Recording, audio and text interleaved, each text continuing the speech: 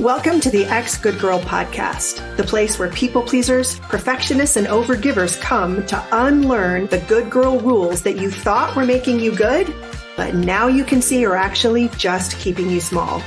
If you've spent your life being unable to say no, putting everyone else's needs and feelings above your own, constantly seeking external approval, or avoiding conflict to make others feel comfortable, if guilt and resentment feel like a constant weight in your life, it is time to learn to knock that shit off. Every episode, we dive into the stories, skills, and strategies that you need to stop shrinking, start speaking up, and to live a life that is authentically and unapologetically yours, while also deepening the connection and vulnerability in the relationships that matter to you. I'm glad you're here. Let's jump in.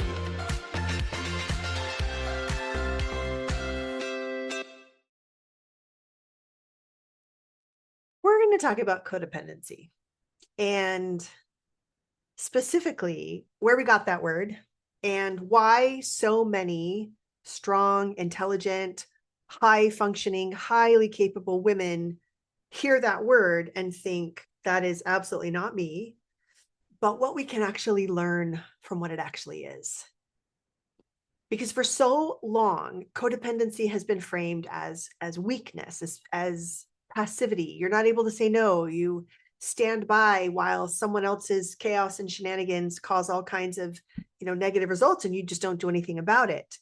And when I bring this up with clients that I'm working with, a lot of them share that definition and they don't identify with it at all, right? These women are not passive. They're capable, they are competent, they are endlessly resourceful, often the strongest person in the room. But I think if we understand codependency from a different lens, it actually opens up a really beautiful opportunity for growth and how to have a better experience. So let's start at the beginning. The concept of codependency actually came out of work in addiction recovery spaces in the late 20th century. And one of the most influential books in that movement was Codependent No More by a woman named Melody Beattie. And for the time, it was an amazing book because it cracked open this very confusing behavior pattern that was observed in groups or families where there was one person who was addicted to alcohol, whatever, and what the other family members did in relationship to that addicted person. And it named patterns that were invisible and oftentimes really confusing, because in addiction, codependency was described as staying with someone when they're harming themselves or others. Enabling, that's kind of where this enabling language comes out of, where you enable their destructive behavior. You are losing yourself through constant over accommodation, and you're not able to detach from this other person, even when what they're doing is something that is clearly unhealthy. And that framing made a lot of sense inside of those addiction systems. This was a really important book that mattered a lot because it helped people understand why loving someone with an addiction could slowly kind of erase you. And it gave language to pain that was just kind of normal and had been normal for generations.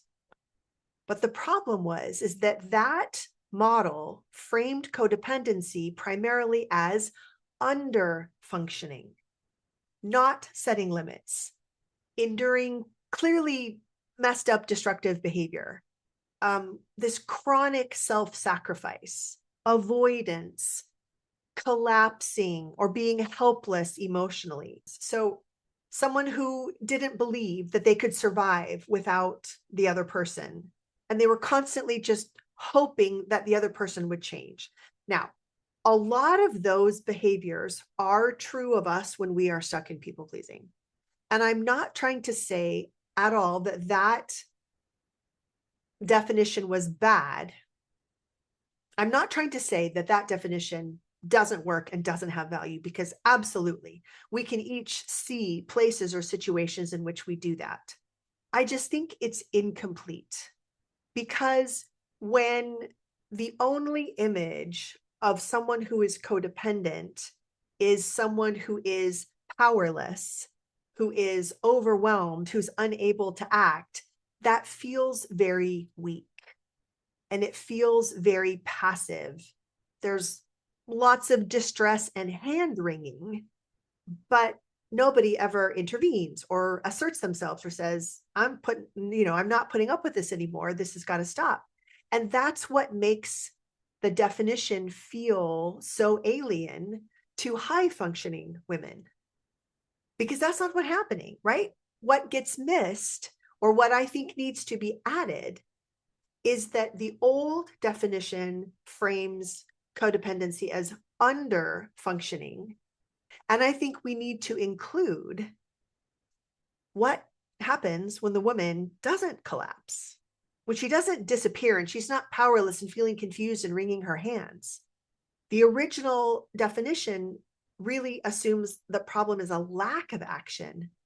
But for many of us, the problem isn't passivity, it's too much action, taking too much responsibility, inserting, doing, planning, analyzing, controlling too much. When I first ran into this first definition, it was through my participation in a 12-step program. If you've listened to some of my earlier episodes in the beginning, when my husband and I are talking, we talk about the time when we were still attending church and he was looking at pornography, which in Mormon land is a big no-no. And so the response from our church leaders at the time was to send us to these 12-step addiction programs, because obviously if you're looking at porn, you have a sex addiction or a porn addiction. That's not always true, but that was the assumption. And then I went to a separate 12-step for codependence, and we read Codependent No More. And I just kept thinking, this is not me, right? I'm not passively standing by, wringing my hands and afraid to bring this up with my husband. I was strong. I was keeping track of everything, right? I was very observant, and I had an endless ability to critique and to adjust and to plan and to try and control outcomes. I had scheduled check-ins where, we would talk about his progress. I had all of these systems in place for figuring out if he was looking at porn or not looking at porn. And so I was not like losing myself quietly over in the corner, crying tears and wringing my hands. I was over functioning. I was holding everything together. And this is what I was telling myself at the time. Like I am going to fix this, right? We are going to do this based on all of these outcomes in this spreadsheet. I don't know that I actually had a spreadsheet, but I wouldn't put it past me for it to be the one time that I did make a spreadsheet. Like all of these markers will show us that you are moving in the right direction. And I could come up with that stuff all day long. And so I didn't think that codependency would be my issue at all. But a really beautiful change has happened over the last little while as therapists and other thinkers have begun to apply the concept of codependency outside of just these addiction spaces. The definition has changed. And so there's a lot more discussion of control disguised as taking care of people. And maybe you can think back to what I was just doing with my husband and his quote unquote porn addiction. Like, did I want him to think I was caring for him? Sure, but I was controlling the hell out of him, right? Identity built around being needed. That is a really beautiful addition to this codependency discussion that we're having, where, okay, what happens when your whole identity is built around being indispensable to other people? That's not under functioning. That's not quiet, tear-stained hand wringing in the corner. That's over functioning, over responsibility. And then the third really important thing that has been added to the conversation about codependency is that we used to look at self-abandonment as some kind of moral high ground, right? That I am so strong, I am so good, I've completely given myself over to solving this problem. And I just want to shout out authors like Terry Cole, who's the author of Too Much, and Pia Melody is a different trauma-informed thinker, who have really helped us expand this codependency lens a little bit larger. So here's what I want you to think about. Codependency, how I have found it to be most valuable to define for me and those I work with. It's not about not being able to set limits or not being able to say no. It is about organizing all of your time, energy, and identity around managing others so that you can feel better and your own needs become optional. Because if you think back to what I was doing with my husband, my feeling better was dependent on him acting the way I thought he should be acting.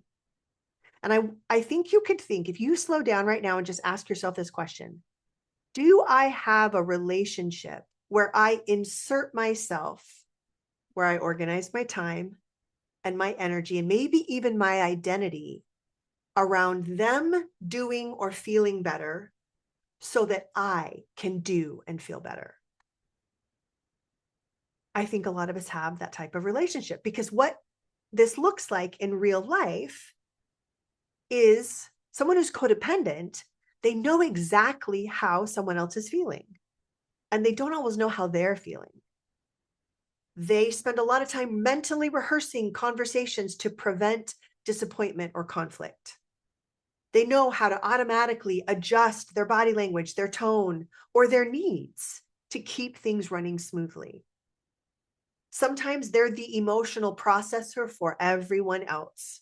I have a client who serves this function in her office. Everybody's always coming into her office, closing the door and wanting to talk through office stuff going on with her, right? She processes emotions with and for everyone. People who jump in to fix problems no one asked you to fix. Staying in relationships where you are essential. Everybody relies on you, but you are not supported the same way. It's the person who remembers everything and anticipates what's going on and can kind of plan and organize around what other people need, not always knowing what you need.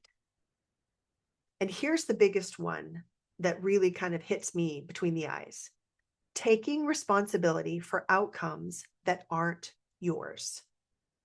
Caring about something more than the other person does, so much so that you have the plan, you have the resources, you're the one that's going to make it happen. And what's confusing is that that looks like success from the outside. It's what we were taught we were supposed to be doing. The strong one, the smart one, the one who keeps it all running. We were taught if you do those things for other people, those things will be done for you. And that's not the case, because that's not how it works. Codependency is expensive. It costs so much time, hours spent thinking about other people's needs, moods, their reactions, and planning for that. The energy output is incredible. That constant hypervigilance, the emotional labor that you're doing for other people, the way that is just exhausting. Yeah, that's part of the cost. It costs brain space, managing relationships instead of being in your own life and solving your problems. And I mean, resources, that just goes unsaid, right? Overgiving, overdoing, financially, professionally, emotionally, while sometimes under giving to yourself. It's not free to be codependent. It's just what we expect of women. And whether your codependency feels a little bit more like the under functioning or the over functioning, it doesn't really matter.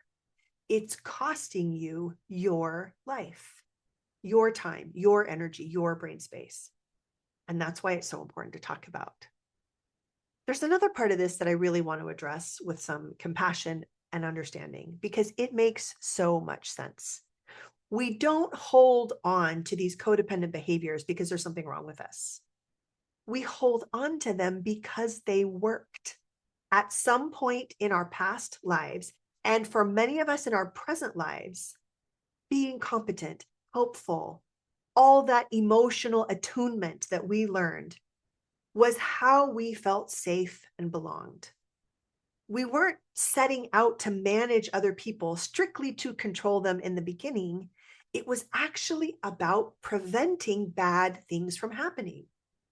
So many of us had this little voice that said, listen, if you stay ahead of this, if you always know how to anticipate what other people need and want, that's how you control bad things from happening. And for a lot of high functioning women, codependency becomes then part of our identity. We are the one who gets shit done, the strong one, the reliable one, the one who can handle it. And so the identity risk is real here. It's not just about changing our behavior. It's who am I if I'm not always showing up in this capacity for other people? What do I do then? I think that was a question that I literally asked. Well, if I'm not going to spend all of this time managing and controlling what my husband is doing so that I can feel better, what am I going to do? I have no idea. It's not just a behavioral change. It's a change in how I see myself.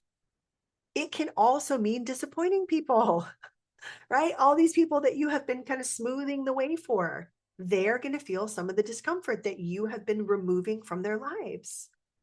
What is that going to be like? That's not nothing. And so if it feels scary to let go of some of these behaviors or to even think about it, that makes so much sense, right? It just means that this thing that used to keep you safe and might still in some of your relational situations be how you feel valuable, how you feel recognized and good. Yeah, that matters. That means something. I just want to leave you with some questions, not as diagnosis, right? Nobody is doing anything wrong here. You are simply showing up in your relations the way you were taught to that got you safe and connected, right? There's nothing wrong with you. I am curious about the energy expenditure though, the time, the resources, the brain space, the way that this is showing up in your day-to-day life in terms of costing all this energy. You might want to have a different experience. So here's some questions, and I want you to just consider. And if this episode really resonates for you, I want to talk to you about it. I want to talk to you about how you can make the switch from spending all of this time and energy managing other people so that you can feel better to just feeling better. So here are the questions.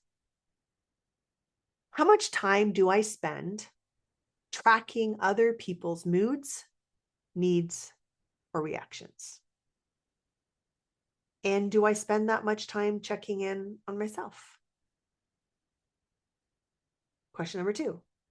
Do I feel responsible for keeping things running smoothly or staying stable or okay in my relationships? Meaning, when something feels off, do I feel an instinct to fix, to manage, or to somehow compensate for that? Question number 3.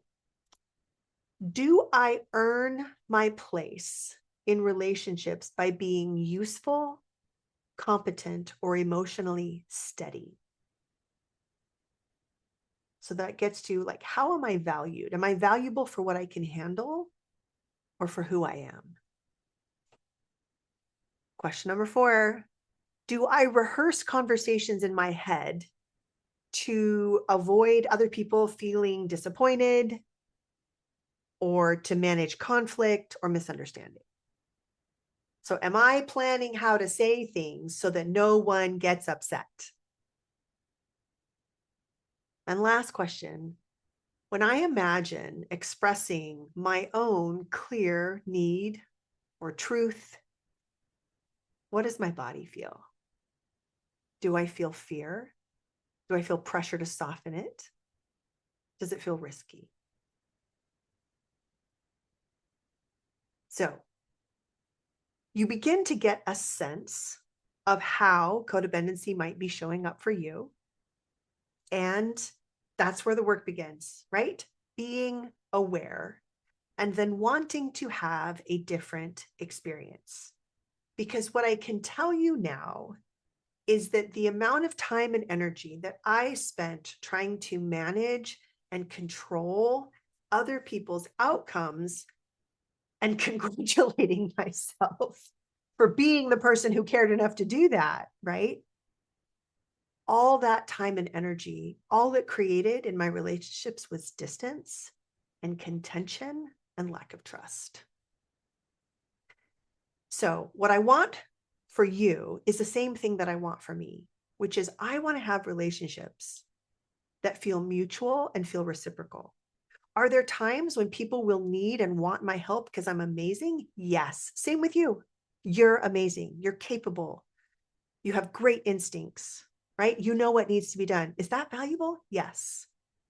But I also want you to be able to show up as you with your needs, with your wants, with your dreams, and have there be place for both of those. Because the price of this codependency is that so much of your time and energy gets invested into other people that there's not a lot of it for you. And that's what I hope you'll get curious about. And if you want to talk with me about how we can work on that together, use the link that's in my bio to set up a call. Because what is on the other side of codependency in your relationships is confidence and secure connection. Thanks for listening. I'll see you next week. Hey, thanks for listening. If this podcast has been helpful to you, I would really appreciate it if you would give me a 5-star rating in whatever platform you listen to your podcasts.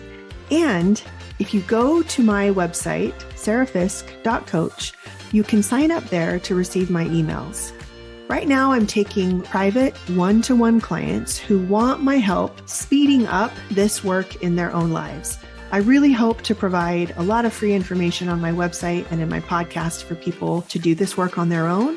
But if you're interested in having a coach like me to help you implement these things faster, to find the blind spots and obstacles that you're not aware of, go to my website and sign up for a consult. That's a time when you and I can get on Zoom and talk about the particulars of your situation, and I can show you how I could be helpful. The second thing you can do on my website is sign up for a freebie that I have called Difficult Conversations.